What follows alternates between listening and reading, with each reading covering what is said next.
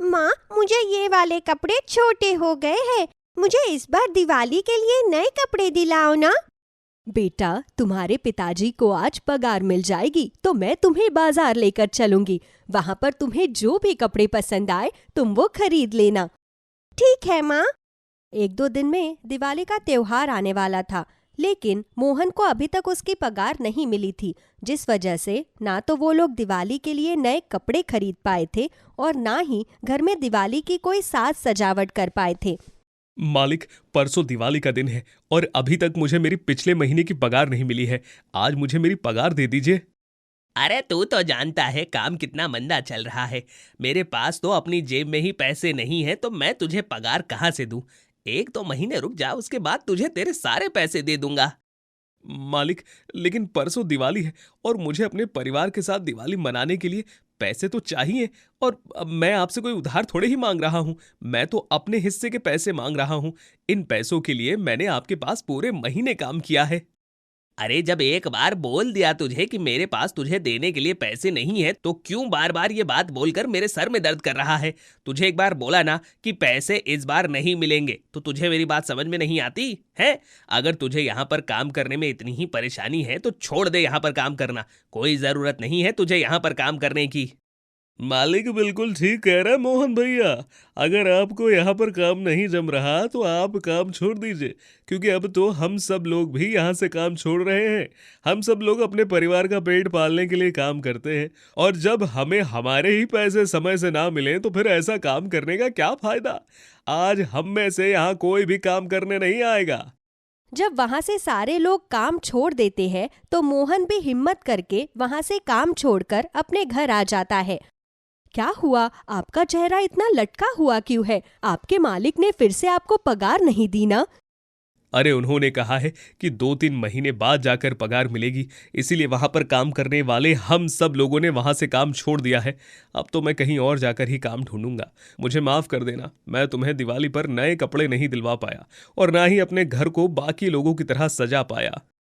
कोई बात नहीं जी, त्योहार पर अपने परिवार का साथ होना बहुत जरूरी है। बाकी तो सब हम बाद में भी कर सकते हैं। वो दोनों आपस में बात कर ही रहे थे कि तभी उनके घर के लैंडलाइन पर फोन आता है। इस समय किसका फोन आ गया? तुम रुको, मैं जाकर देखता हूँ। मोहन जाकर फोन उठाता है तो सामने से उसकी बहन का फोन आया था। रश्मि का फोन आया था। इस बार जीजा जी की पोस्टिंग हमारे गांव के पास ही हुई है, इसीलिए कल दिवाली पर वो हमारे घर हमसे मिलने के लिए आ रही है। हे भगवान, वो लोग हमसे मिलने के लिए आ रहे हैं और हमारे घर की हालत तो देखो।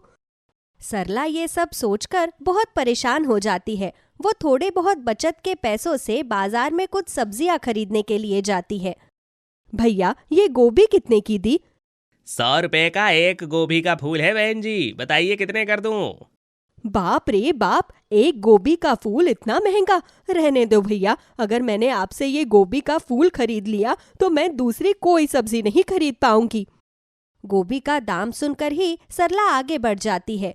पूरे बाजार में सब्जियां इतनी महंगी थी कि सरला कुछ खरीद ही नहीं पा रही थी। उसे पूरे बाजार में बस आलू सस्ते दाम पर मिले तो उसने दिवाली पर बनाने के लिए वही खरीद लिए। वो आलू खरीदकर वापस अपने घर आने लगी। तभी उसे रास्ते पर एक आदमी फूल बेचता दिखाई दिया। तभी सरला ने मन ही मन सोचा, मेरे पास घर की साज सजावट करने के लिए सामान खरीदने के पैसे तो है ही नहीं। एक बार इस भैया से पूछ लेती हूँ कि ये फूल कितने में बेच रहे हैं। अगर मुझे ये फूल सस्ते मिल गए तो मैं इन फूलों से ही अपने घर को सजा लूंगी। हे भगवान, काश मुझे 50 रुपए में ये सारे फूल मिल जाए। बहन जी, आपको फूल खरीदने हैं क्या? हाँ भैया, खरीदने तो है। वैसे ये सारे फूल कितने के हैं? देखिए, वैसे तो ये सारे फूल बहुत महंगे हैं, लेकिन इस बार दिवाली पर सब लोग अपने घर को सजाने के लिए बड़ी बड़ी दुकानों से सजावट का सामान खरीद रहे हैं। कोई भी अपने घर को सजाने के लिए फूलों को खरीद ही नहीं रहा। ये सारे फूल इसी तरह से खराब हो जाएंगे, इसीलिए मैं आपको इन्हें सस्ते में दे दूंगा। आपको ये सारे फूल 50 रुपए में मिल जाएंगे, ले जाइए। अरे वाह, ये तो चमत्कार हो गया। मैंने भगवान से प्रार्थना की कि मुझे 50 रुपए में सारे फूल मिल जाए और देखो वही हो गया। बताइए बहन जी, आपको ये सारे फूल दे दूं? हाँ भैया, आप मुझे ये सारे फूल दे दीजिए। इस बार मैं इन फूलों से ही दिवाली पर अपने घर को सजाऊंगी। सरला फूल वाले से वो सारे फूल खरीद कर अपने घर ले आती है। इतने सारे फूलों को देखकर सरला की बेटी मुन्नी हैरान होकर उससे पूछती है, अरे माँ, इतने सारे फूल, लेकिन इतने सारे फूल तुम क्यों खरीद कर लाई हो? क्या तुम इन फूलों को बेचने वाली हो? अरे नहीं बेटा, मैं इन फूलों को बेचने के लिए नहीं लाई हूँ। मैं तो उन्हें दिवाली पर अपना घर सजाने के लिए लाई हूँ। अभी मैं इन फूलों को सुई धागे में पिरोकर घर की सजावट के लिए मालाएं बनाऊंगी। तुम देखना, उसके बाद हमारा घर कितना सुंदर लगेगा। फूलों से माला बनाने में मैं भी तुम्हारी मदद करूंगी माँ। हम दोनों साथ मिलकर दिवाली के लिए अपने घर को सजाएंगे। सरला अपनी बेटी के साथ मिलकर फूलों से खूब सारी सुंदर सुंदर मालाएं बनाकर तैयार करती है। सबसे पहली माला बनाकर वो अपने मंदिर में भगवान को पहनाती है। रात तक वो दोनों मालाएं बनाकर तैयार कर लेते हैं और अगली सुबह उठकर पूरे घर की साफ सफाई करके फूलों से पूरे घर को सजाते हैं। घर की सजावट करते करते शाम कब हो जाती है उन्हें पता ही नहीं चलता। लेकिन उन्होंने अब अपने घर के द्वार पर भी फूलों से शुभ दीपावली लिखा था और घर को बाहर से भी अच्छी तरह फूलों से सजाया था, जिस वजह से उनका घर बहुत ही सुंदर लग रहा था। घर को सजाते सजाते कब शाम हो गई मुझे तो पता ही नहीं चला। रश्मि भी जीजा जी के साथ आने ही वाली होगी। मुझे जल्दी से सबके लिए खाना बनाकर तैयार करना होगा। सरला कल बाजार से जो आलू खरीद कर लाई थी, वो उन आलूओं को उबालकर उनसे आलू टमाटर की भंडारे वाली सब्जी बनाकर तैयार करती है। सब्जी के साथ खाने के लिए वो गर्मा गर्म पूरियां बनाने की भी तैयारी कर लेती है। लेकिन तभी उसके मन में ख्याल आता है, मैंने खाने के लिए पूरी सब्जी तो बना ली, लेकिन दिवाली के दिन पर अगर खाने के लिए कुछ मीठा ना हो तो अच्छा नहीं लगता। लेकिन घर में मीठा बनाने के लिए सामान तो है ही नहीं, और तो और घर में दूध भी बहुत कम है, वरना मैं सबके लिए खीर बना लेती। सरला इतना कहती ही है कि तभी उनके दरवाजे पर उनकी पड़ोसन कौशल्या आती है। ये लो सरला, आज दिवाली पर कुछ लोग दूध लेने आए ही नहीं, इसलिए गाय का बहुत सारा दूध बच गया है। अगर तुम्हें मिठाई बनाने के लिए दूध चाहिए तो तुम ये रख लो, वरना ये रखा रखा खराब हो जाएगा। ठीक है दीदी, आप ये दूध मुझे दे दीजिए, मैं इस दूध से सबके लिए खीर बना लूंगी। सरला दूध लेकर अंदर आती है और खीर बनाने की तैयारी शुरू कर देती है। भले ही इस दिवाली पर हमारे पास पैसे ना हो, लेकिन मेरे मन से इस बार जो भी बात निकल रही है, भगवान मेरे लिए उसे पूरा कर रहे हैं। कल मैंने सोचा कि मुझे फूल सस्ते मिल जाए तो वो मिल गए। अभी सोचा कि खीर बनाने के लिए दूध मिल जाए तो वो भी मिल गया। आपका बहुत बहुत धन्यवाद भगवान। सरला जल्दी से खीर बनाकर भी तैयार कर लेती है। तभी उनके घर पर उसकी ननंद अपने पति के साथ आती है। उसकी ननंद रश्मि के पति की बहुत अच्छी नौकरी थी और वो लोग बहुत अमीर थे, लेकिन वो लोग जितने अमीर थे उतनी ही उनके अंदर सादगी भी थी। अरे वाह भाभी, आपने घर को फूलों से कितना सुंदर तरीके से सजाया है। मैंने इस बार अपने घर की डेकोरेशन के लिए इतना सारा सामान खरीदा, लेकिन उसके बाद भी मैं अपने घर को इतना सुंदर नहीं सजा पाई जितना सुंदर आपने अपने घर को इन फूलों से सजाया है। आपका घर बहुत सुंदर लग रहा है। हाँ बुआ, और आपको पता है, मैंने भी मम्मी के साथ मिलकर फूलों से घर को सजाया है। और वो जो दरवाजे पर फूलों की माला लगी है ना, वो मैंने ही बनाई थी। अरे वाह, हमारी मुन्नी ने फूलों से इतनी सुंदर माला बनाई। तुमने तो अपनी मम्मी के साथ मिलकर घर को बहुत ही सुंदर सजाया है। अगली बार तुम मेरी भी मेरे घर को सजाने में मदद करोगी ना? हाँ बुआ, मैं करूँगी। अरे मेरी गुड़िया, अच्छा ये लो, मैं तुम्हारे लिए कुछ लेकर आई हूँ, जल्दी से इसे पहन कर आओ। ये लो। रश्मि मुन्नी को एक गिफ्ट देती है। मुन्नी जब उस गिफ्ट को खोलकर देखती है तो उसके अंदर बहुत सुंदर सी ड्रेस थी। मुन्नी उसे देखकर बहुत खुश होती है और जल्दी से वो ड्रेस पहन कर आती है। ये ड्रेस तो बहुत ही सुंदर है बुआ, थैंक यू। ड्रेस तो बहुत अच्छी है रश्मि, लेकिन ये सब की क्या जरूरत थी? अरे जरूरत कैसी नहीं थी भाभी, मेरी एक ही तो भांजी है। अब मैं उसके लिए भी सुंदर सुंदर कपड़े नहीं लेकर आऊंगी तो और किसके लिए लेकर जाऊंगी? वैसे भाभी, मुझे लगता है कि आज आपने हमारे लिए आलू पूरी बनाई है। मुझे खुशबू आ रही है। हाँ समीर भैया, मैंने आज सबके लिए आलू पूरी बनाई है और साथ में चावल की खीर बनाई है। अरे वाह, गर्मा गर्म आलू पूरी के साथ चावल की खीर खाकर मजा ही आ जाएगा। मेरे पेट में तो भूख के मारे चूहे दौड़ रहे हैं। आप बस जल्दी से खाना लगा दीजिए। सरला सबके लिए खाना लगाती है। वाह भाभी, आपने तो कमाल कर दिया। सच बताओ तो आज से पहले मैंने कभी इतनी स्वादिष्ट आलू पूरी नहीं खाई और इस खीर का तो कोई जवाब ही नहीं है। इतनी स्वादिष्ट है कि क्या बताऊं। हाँ भाभी, सच में आपने खाना बहुत ही अच्छा बनाया है। सच बताऊं तो आज दिवाली के दिन पर हम बहुत लोगों से मिलने उनके घर गए। सबने हमारी खातिरदारी भी की, लेकिन जो सुकून और स्वाद हमें आपके यहाँ पर आपके हाथ के खाने में मिला है वो कहीं और नहीं मिला। सब लोग मेहमानों के लिए बाहर से खाना मंगवा कर परोसते हैं, लेकिन आपने अपने हाथों से इतने प्यार से खाना बनाया और जब उसे परोसा तो खाकर मजा आ गया। धन्यवाद समीर भैया। उन दोनों की बातें सुनकर सरला और मोहन के दिल को बहुत सुकून मिलता है। वो सभी लोग मिलजुल कर धूमधाम से दिवाली का त्योहार मनाते हैं और मोहन के जीजा जी उसकी अच्छी जगह नौकरी भी लगवा देते हैं। दिवाली के इस शुभ अवसर पर इस खुशी के साथ उनकी सारी परेशानियां भी खत्म हो जाती है। किशनपुर नाम के गांव में सुरेंद्र अपनी पत्नी संतोष और 2 जुड़वा बेटियों नेहा और ईशा के साथ रहता था। सुरेंद्र एक गरीब आदमी था। वो खेती बाड़ी करके अपना घर चलाया करता था। उसकी दोनों बेटियों की उम्र अब शादी की हो चली थी, इसलिए उसे अपनी बेटियों की शादी की चिंता सता रही थी। क्या बात है सुरेंद्र भाई साहब, बड़े चिंतित लग रहे हैं। हाँ मोहन भैया, दोनों बेटियां शादी के लायक हो गई हैं, लेकिन आजकल अच्छे रिश्ते मिलना इतना मुश्किल हो गया है। बहुत समय से मैं अपनी बेटी के लिए रिश्ते तलाश रहा हूँ। मैं चाहता हूँ कि मेरी दोनों बेटियों की शादी एक ही घर में हो, ताकि दोनों को अगर कोई दुख भी हो तो आपस में मिलजुल कर बांट लें। तुम्हारा सोचना बिल्कुल ठीक है सुरेंद्र भाई साहब। वैसे मेरी नज़र में एक रिश्ता है। मेरे एक रिश्तेदार के भी 2 बेटे हैं। वो भी कह रहे थे कि एक साथ ही अपने दोनों बेटों की शादी करेंगे, तो क्यों ना मैं तुम्हारी बेटियों के लिए उनसे रिश्ते की बात चलाऊं। बिल्कुल भैया, अगर तुम्हारी नज़र में लड़के वाले ठीक हैं तो अगले हफ्ते उन्हें घर पर बुला लीजिए।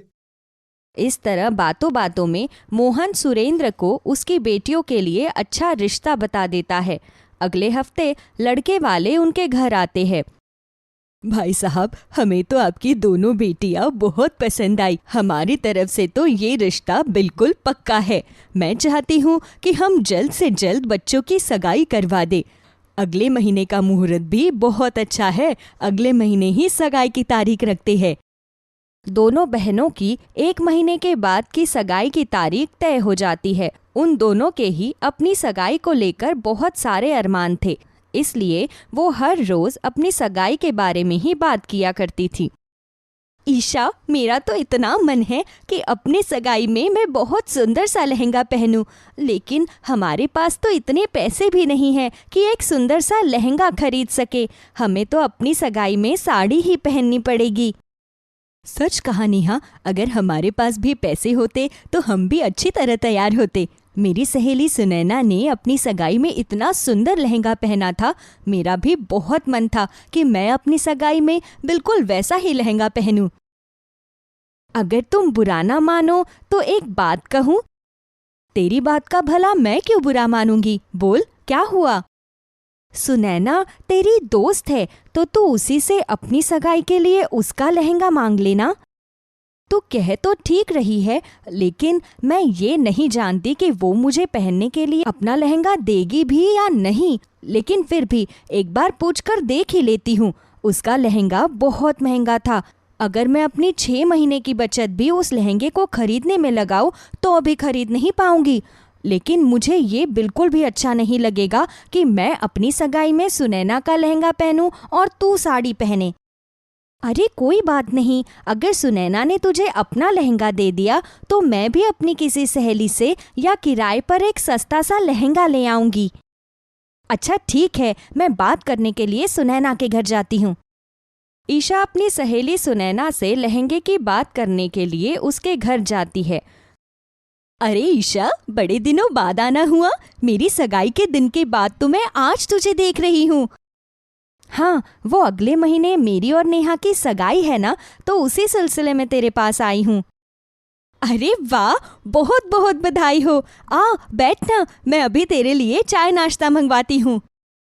अरे नहीं नहीं सुनैना, चाय नाश्ते की कोई ज़रूरत नहीं है। मुझे दरअसल तेरी थोड़ी सी मदद चाहिए थी।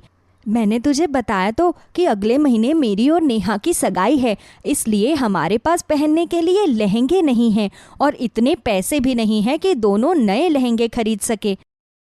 देख, दोनों की तो मदद नहीं कर सकती, लेकिन जो लहंगा मैंने अपनी सगाई में पहना था तो उसे ले जा। तुम दोनों में से कोई एक उस लहंगे को पहन लेना। मैं अभी अपना सगाई वाला लहंगा लेकर आती हूँ। सुनैना अपना सगाई वाला लहंगा लेकर वहाँ पर आती है। तभी सुनैना की माँ भी वहाँ पर आ जाती है। नमस्ते आंटी जी। नमस्ते बेटा, नमस्ते। और आज इतने दिनों बाद कैसे आना हुआ? अरे माँ, ये तो मुझे अपनी सगाई का इनविटेशन देने आई हैं। अगले महीने इसकी और नेहा की सगाई है। ये लो ईशा, मेरा सगाई वाला lehenga. Thank you so much Sunaina. अरे ये तुम क्या कह रही हो सुनैना बेटा? अपनी सगाई का लहंगा ईशा को क्यों दे रही हो? मम्मी, वो ईशा के पास अपनी सगाई में पहनने के लिए लहंगा नहीं है, तो मैंने कहा मेरा लहंगा ले जा। वैसे भी ये अलमारी में रखा रखा मेरे क्या काम आएगा। अरे बेटा, इस तरह किसी को अपनी सगाई या शादी के लहंगे पहनने के लिए नहीं देते। ये अच्छा शगुन नहीं होता। अपनी सगाई और शादी में तो हर लड़की को नया लहंगा ही पहनना चाहिए। माफ़ करना ईशा बेटा, लेकिन तुम सुनैना का लहंगा नहीं पहन सकती। तुम्हें खुद ही अपने लिए लहंगा खरीदना पड़ेगा। अरे ऐसा कुछ भी नहीं है माँ, तुम इस तरह से मत सोचो। मैंने बोला ना एक बार कि ऐसे किसी का लहंगा नहीं पहनते। जा, इस लहंगे को अपने कमरे में रख कर आ। अपनी मम्मी की बात सुनकर सुनैना उस लहंगे को वहाँ से ले जाती है। थोड़ी देर बातचीत करने के बाद ईशा भी वहाँ से निकल जाती है। तभी वो देखती है कि उसका रुमाल तो अंदर ही रह गया है। अरे, मेरा रुमाल तो अंदर ही रह गया, अभी जाकर लेकर आती हूँ। ईशा जैसे ही रुमाल लेने जाती है, तभी वो देखती है कि सुनैना की मम्मी उस पर चिल्ला रही है। वो वहीं पर छिपकर उनकी बातें सुन लेती है। तेरे अंदर अक्ल नाम की चीज है भी या नहीं? पता भी है ये लहंगा कितना महंगा है? उसके घर वाले पूरे साल में इतना पैसा नहीं कमाते होंगे जितने का तेरा ये लहंगा है। ऐसे गरीब लोगों को इतना महंगा लहंगा पहनवाएगी? अगर उसने तेरा ये लहंगा खराब कर दिया तो पता भी है ये ठीक भी नहीं होगा। ईशा को उनकी ऐसी बातें सुनकर बहुत दुख होता है, इसलिए वो चुपचाप बिना कुछ बोले वहाँ से चली जाती है। घर पहुँचती है तो नेहा देखती है कि ईशा बहुत उदास है। क्या बात है ईशा, तू तो सुनैना के घर पर उसका लहंगा लेने गई थी ना, तो इस तरह उदास होकर क्यों आ गई? सुनैना ने तुझे लहंगा देने से मना कर दिया? नहीं, ऐसी कोई बात नहीं है नेहा, वो तो मुझे लहंगा दे रही थी। तभी आंटी ने कहा कि शादी या सगाई में किसी का पुराना लहंगा नहीं पहनना चाहिए, वो शुभ नहीं होता। बस इसीलिए लहंगे के लिए परेशान हूँ। छोड़ न ईशा, कोई बात नहीं, हमारे नसीब में लहंगा पहनना लिखा ही नहीं है। खैर, लहंगे के अलावा भी हमारे पास करने के लिए और बहुत सारे काम हैं। अभी तो बाजार जाकर बाकी सारा सामान भी लेकर आना है। आज गांव में मेला लगा है, मेले में चीज़ें सस्ती मिल जाती है। बाजार जाने से अच्छा है मेले से ही सारी चीज़ें खरीद कर ले आए। दोनों बहनें बाकी का सामान खरीदने के लिए गांव के मेले में जाती है। मेले में बहुत सुंदर सुंदर सामान लगा हुआ था। दोनों बहनें अपने लिए चूड़ियाँ, गले के हार और बाकी सभी चीज़ खरीदने लगती है। तभी वहाँ पर एक अनाउंसमेंट होती है। आज गांव में मेले का तीसरा दिन है, इसीलिए गांव में खाने की प्रतियोगिता और चित्रकारी की प्रतियोगिता रखी गई है। पहले 3 जीतने वाले लोगों को बहुत अच्छा इनाम मिलेगा। जो भी इस प्रतियोगिता में हिस्सा लेना चाहता है वो काउंटर नंबर 2 और 3 पर जाकर अपना नाम लिखवा दे। चल न ईशा, हम दोनों भी अपना नाम लिखवा देते हैं। मैं खाना बहुत अच्छा बनाती हूँ और तू चित्रकारी बहुत अच्छी करती है। अगर हम दोनों में से कोई भी प्रतियोगिता में जीत गया तो क्या पता हमें अच्छा इनाम मिल जाए और हमारी सगाई का खर्चा भी अच्छी तरह निकल जाए। तुम ठीक कह रही हो नेहा, चलो चलते हैं। दोनों बहनें प्रतियोगिता में अपना अपना नाम लिखवा देती है। थोड़ी देर बाद प्रतियोगिता शुरू हो जाती है। ईशा प्रतियोगिता में एक बहुत ही सुंदर चित्र बनाकर तैयार करती है और नेहा सभी जजेस के लिए अच्छी अच्छी डिशेस बनाकर तैयार करती है। आप सभी के पास अब समय समाप्त हो गया है। चित्रकारी के जितने भी पार्टिसिपेंट्स हैं वे सभी अपने अपने चित्रों को यहां लेकर आ जाएं। वैसे तो सभी पार्टिसिपेंट्स ने बहुत ही अच्छे अच्छे चित्र बनाए, लेकिन इनमें से मुझे ईशा के द्वारा बनाया गया ये चित्र सबसे अच्छा लगा। इसीलिए इस प्रतियोगिता की पहली विनर ईशा है, जिसको हम पूरे 1,00,000 रुपए का इनाम देंगे। अरे वाह वाह, बहुत बहुत कॉन्ग्रेचुलेशंस ईशा जी। इस कंपटीशन की विनर का तो आप सभी को पता चल चुका है। अब बारी है कुकिंग कंपटीशन के विनर की। तो चलिए देखते हैं किस पार्टिसिपेंट के हाथ का बना लजीज खाना जजेस को सबसे ज्यादा पसंद आता है। जजेस सभी पार्टिसिपेंट्स की बनाई हुई डिशेस को टेस्ट करते हैं। इसमें तो कोई शक नहीं कि सभी पार्टिसिपेंट्स ने बड़ी ही मेहनत से सभी डिशेस को बनाया है, लेकिन इनमें से ये मलाई कोफ्ता मुझे बहुत पसंद आया। इसका स्वाद कुछ अलग है, जिसे नेहा जी ने बनाया है। नेहा जी को कुकिंग कंपटीशन के लिए फर्स्ट प्राइज दिया जाएगा। इसके लिए उन्हें भी पूरे 1,00,000 रुपए का इनाम मिलेगा। जज की बात सुनकर दोनों बहनों की खुशी का तो कोई ठिकाना ही नहीं रहता। दोनों कंपटीशन में फर्स्ट प्राइज जीत जाती है और खुशी के मारे एक दूसरे के गले से लग जाती है। मैंने तो कभी सपने में भी नहीं सोचा था कि हम अचानक से 2,00,000 रुपए जीत जाएंगे। अब माँ और पिताजी को हमारी सगाई के खर्चे की चिंता करने की कोई ज़रूरत नहीं है। इतने पैसों में तो हम हमारे लिए लहंगे भी खरीद लेंगे और बाकी सारा इंतजाम भी कर लेंगे। सच कहा नेहा, अच्छा हुआ जो तुमने मेले में आने के लिए कहा, वरना हम ये कभी नहीं जीत पाते। दोनों बहनों को 1,00,000 रुपए का इनाम दिया जाता है, जिससे वो अपनी सगाई के लिए हर अच्छी अच्छी चीज़ खरीदते हैं और बाजार से खूब सुंदर लहंगे लाकर अपनी सगाई में पहनते हैं। वो दोनों अपनी सगाई में इतनी सुंदर लगती है कि सब लोग उन्हें ही देखते रह जाते हैं। मैंने तो कभी सपने में भी नहीं सोचा कि हम जैसे गरीब लोगों की बेटियों की सगाई इतने धूमधाम से होगी। मेरी दोनों बेटियां इन लहंगों को पहनकर कितनी सुंदर लग रही हैं। मेरी बेटियों को किसी की नजर न लग जाए। दोनों बहनों की सगाई बहुत ही धूमधाम से होती है। सगाई के बाद कंपटीशन के लोग घर पर आते हैं, जिसके बाद ईशा को एक स्कूल में ड्राइंग टीचर की जॉब मिल जाती है और नेहा को एक अच्छे रेस्टोरेंट में शेफ की जॉब मिल जाती है, जिसके लिए उन दोनों को बहुत अच्छी सैलरी दी जाती है। सगाई के बाद वो दोनों अपनी शादी भी अब धूमधाम से करती है और अपनी कमाई से अपने माता पिता के लिए भी अच्छा घर बनवाती है।